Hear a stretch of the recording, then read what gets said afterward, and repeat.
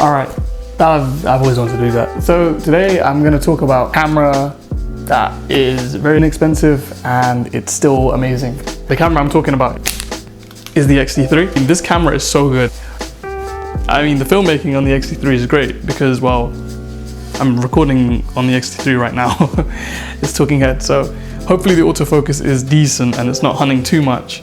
It is an old lens and it is an old camera body, but it is hopefully doing the job. But yeah, the X-T3 is a camera that I really like. This camera has 4K, it has all the settings that you really need from it, F-Log, it's got good ISO performance. It's pretty much got everything that you need from a camera and it can do a lot of work for you. In my opinion, I think it is the coolest looking camera that I have or that I've ever had. You can see by the design of it, it's quite dated, my one. It's definitely been used. One problem that people do is that they say, oh, this camera's the best, but they don't talk about the lenses. As you can see, I'm rocking the 35mm f1.4, and this combo itself, I mean, it's never left the camera body. It's an amazing lens. It's an amazing camera body as well, and I've used it to travel. I've used it for photo shoots. I've used it for music videos. I've used it for some other client videos as well. So it does the job. The Fujifilm X-T3, this is the first Fujifilm camera I've ever had. I can say that this is not going to be a, numbers review. If you need that, you can go on Google and there's plenty of other people that know the numbers better than myself. I can say as a filmmaker and as a, someone who's dabbled in a little bit of photography, I can say that this camera has done its job as long as you know how to use them. It's got film simulations for photography, which is amazing. Profiles it has, like a Turner, it's good enough for filming anyways, but I mean, obviously if you want to use F-Log, you can use that. The durable camera, it looks like a film camera,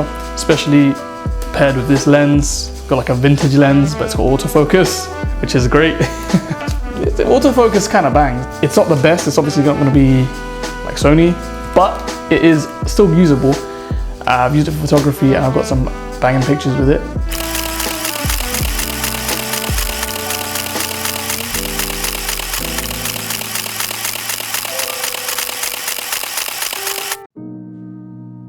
I mean, look, we're in a cost of living crisis. I understand that, the economy is not looking too great either.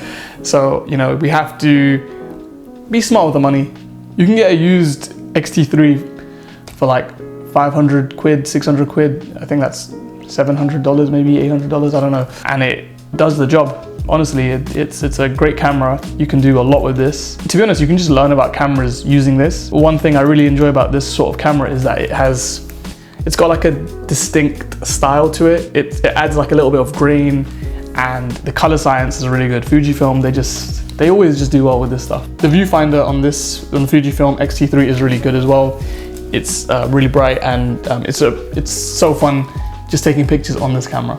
Everyone's got their eye on Fujifilm right now. They have gone up in price a little bit, but I still think they're really worth it, especially with this lens and this lens combo. The camera was made, I think, 6 years ago, and it's still working really well. Since a certain point, most cameras pretty much are usable still. If people were able to use it for video work and client work 6 years ago, I'm pretty sure people 6 years later can still do the same. This is definitely a camera that I don't understand. I mean, if you're looking at getting an X-T3 in this day and age, there is no reason why you shouldn't, and it looks cool.